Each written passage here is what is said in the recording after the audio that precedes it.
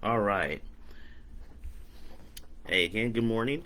I'm going to jump right into this. I don't want to be too long today, but I've realized just in talking with hundreds and hundreds of people over the last year, over the last couple of years, probably go into the thousands and patriots, and I've heard the same things over and over again. People are frustrated. People are tired. People are tired of seeing people like themselves being attacked. People like themselves being having their values undermined and being set up and framed and then losing their jobs. Even my family, we were attacked. Our business was attacked for being simply conservatives, for wanting Christians to have rights recognized by the Supreme Court. We were called every name under the book, and people are tired of this. People are tired of being told what they should believe and what they should think. More importantly than that, people are starting to become overwhelmed and hopeless because they're seeing the Supreme Court, they're seeing governors and Congress, and they can't seem to represent any of our interests. They prioritize overseas wars instead of the problems that we have here at home. And I want to just kind of encourage you to step back a second and to go back to basics. When we think about America, what makes America great? What made America stand out amongst all of its nation peers? Everybody would agree that in America, even to this day, we have more opportunity for people that want to chart their own path than just about any other place on earth. If you want to do something different, or if you want to do something unknown, if you want to live your life in a way that's different, you want to dictate the course of your own life, America is that place you need to get to. Because so long as you can provide value for the society, you have almost a free reign to live in the way that you want to live. This is really important because recently, excuse me, recently America, or should I say America, has always been known as this land of opportunity. Land of opportunity to do what exactly? That's the key. It provides you with the opportunity to create and to live in the way that you want to live. But recently, and as the mass marketing age and the industrial age matured, and we've gone into information age, the land of opportunity has been replaced with consumption, where freedom is now equated not with opportunity, but freedom is equated with the freedom to consume or the choice to consume. And that's not really an accurate statement. But most people, the last two or three generations, have been brainwashed or have been trained to think at America and to think about America and think about freedom in this way, where freedom equals consumption. Like I have the freedom to go and to buy the type of curtains that I want. And I can choose satin, I can choose silk, I can choose blackout, I can choose. And they believe that this is freedom. But really, it's not freedom. That's consumption. Freedom would be the ability to make your own curtains if you don't find anything that satisfies your needs. The problem with the opportunity that freedom really is and the freedom to produce is there's a lot more responsibility that comes with that. There's no prepackaged solution. There's no instant gratification. Normally, producers have to go through the process of not only gathering information, testing the information, creating prototypes, sinking thousands, if not millions of dollars into research before they produce something. There's actual self transformation and a lot that goes into becoming a producer. The rewards are incredible, but they're not guaranteed. So the thing is, for most people, production is really, really, really scary. Having a producer's mindset is really, really scary. But the thing is, I want to emphasize this. America is designed for producers. Even if you don't produce a physical product or an actual product for the marketplace, it's really important for you to learn how to think like a producer.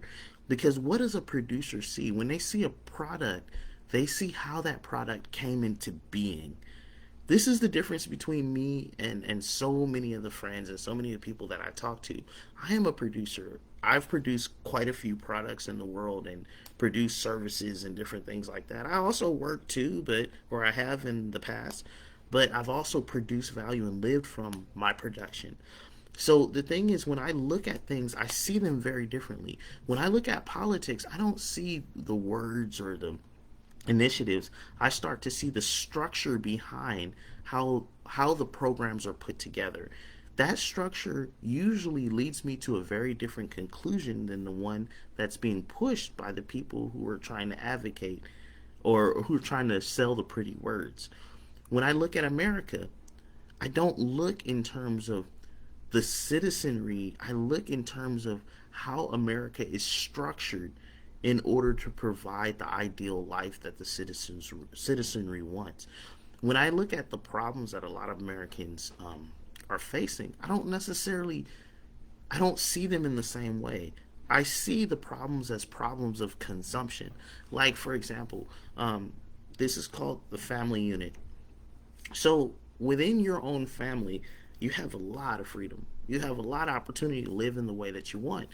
And I find that people that don't understand or accept that reality usually are the people who are expecting to be able to consume a certain lifestyle for their family instead of producing it. For example, they want their children to have the best education, but they don't want to be responsible for it. So now they're demanding that America produce an education that they can consume. And they're upset that the school system is not producing that. My question is, was that ever the government's responsibility to produce something like that for you? I would argue it's not. And I would also argue that you're doubly negatively impacted because you refuse to actually develop into the person that can produce that for yourself. So it creates lasting a lasting legacy of weakness even for your children because your children don't develop into the people that can produce for themselves. So the thing is, we need to differentiate between the mental processes and the expectations of a consumer and the mental processes and the expectations of a producer. I would suggest if we want to free this nation, we need to learn how to produce because everything that we're consuming is produced by people that hate us, produced by people that have no national interest and no interest in the communities. If we want to maintain or sustain any sort of lifestyle, we need to start being the people that produce the products that we consume. We need to start being the people who can analyze the products that we consume to figure out what is the initiatives or what is the purpose or what is the intent behind the producers when they produced it. Because I can tell you, a lot of the things that they're producing for us to consume are not for our betterment. They're to enslave us and to entrap us, to weaken us over time. And the food system is a beautiful example of that. If you ever look at the FDA's website, this they have this list of additives in foods that are legal, that are legally added to food. Stuff that you just wouldn't imagine, like ammonia. They can put that in your food. Why would all these things be allowed in the food? If you take inventory of your body, you will see that the body negatively reacts to these things. A lot of the things that we're spraying on the chemical, like the and the fortification, the vitamin, what is it, D that they're spraying on the plants. This stuff is toxic to us, and it causes problems with digestion. It causes inflammation. It causes all these different things. So it's like they're providing food, they're spraying things on the food to help their processes with no disregard or with disregard to our health. But then it creates another marketplace down the road where we end up being slaves to the hospital. And so we need to get to the place where we're able to produce our food so that we can at least not be subject to all of these negative impacts from the food, so we could think clearly, so we can have longevity, vibrant, bright, vibrant lives, so we can actually be there physically and emotionally, spiritually, to help our children and to take care of our own homes. And until we recognize the importance of food and really address that issue, those things will not be available to us. So I'm going to stop here because it's getting a little bit long, but I want you to really this week take the time to think about what you are consuming, and also take the time to think about what it takes to produce it. Do you know, like, for example, many of you guys have 401ks, many of you guys have all these retirement vehicles. Do you actually know how your money is actually growing? Do you understand how these things work? Or are you just happy to take the little 6 or 7%, 8% return? This is the difference between a consumer and a producer. A consumer takes the return, says thank you. They never pay attention to the fees. They never really pay attention to the balance. They never really pay attention to the principal balance. They never understand the principles that actually cause the return. The producer understands all those things, and they might conclude that they can create more returns independently. So the thing is, start to look at your action, your activity, your house, your car, your workplace, your investments, your food. Are you a consumer in these things, or are you producing? Are you a consumer with the capacity to produce? For example, your home. Do you understand how plumbing works? Do you understand how electric works? Do you understand how your mortgage works?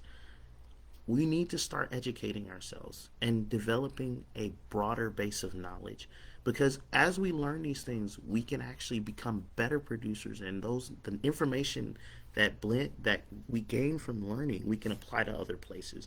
It makes us more self-reliant and less dependent. All right, so God bless you guys. Take care. Remember, take a look at your life. Are you approaching it as a producer or a consumer first? And if you find that you're just consuming, you don't really know much about the details, start to take one area of your life. I encourage you to do it in food, and start to see what it takes to produce the food. How is your food being produced? And does it support your overall long term goals of health? That would be a great place to start. All right, take care.